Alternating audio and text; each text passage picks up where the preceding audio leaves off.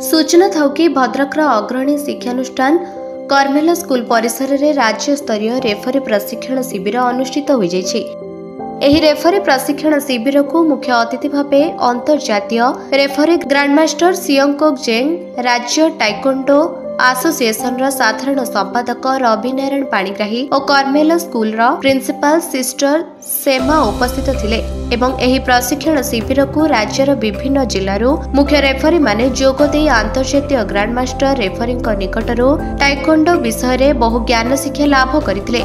श्री पाणिग्राही निजर मत प्रकाश करथिले आगामी डिसेम्बर 27 रे 22तम राज्य स्तरीय टाइकोंडो प्रतियोगिता भद्रक रे अनुष्ठित हेबो। तेबे जेते अधिकरू अधिका एही शरीर खेल रे भाग नेबा पई समाज को वार्ता देथिले। आसंतु सुनिबा टाइकोंडो रेफरी ग्रैंडमास्टर और राज्य साधारण संपादक कौन कहउचंती। My name is Songguk Jung. I'm from South Korea. Taekwondo 8th black belt 국기원. Odisha Bhadrage. I today international referee seminar. Master Panil Master inviting Korean. Today referee seminar.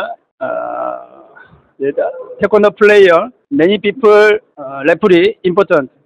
General Secretary Taekwondo Association of Odisha, Executive Member Taekwondo Federation of India. आज जो referee seminar T आमर eighty आज Carmel school परिसर उद्घाटित होइछि। या 2 दिन धरि चलिबो, Saturday और संडे रे उद्घाटित हबो।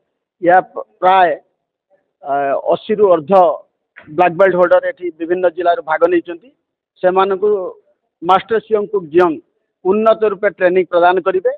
जो ट्रेनिंग प्रदान करिए सेमाने school game, CBSE game, ICSE game, association game सबुड़ को सुरक्षित सुपरिचालना करें। आ गोटे सूचना आमर आगामी 27 एंड 28 डिसेम्बर रे 22तम राज्य ताइकोंडो चैंपियनशिप महाराजा अग्रसेन भवन भद्रक रे अनुष्ठित हब एवं ताकू इनागुरेटेड करिवे। सेतिर भी उपस्थित हेबे grandmaster Jimmy R Jagtiani, the father of taekwondo in India, secretary general taekwondo federation of India.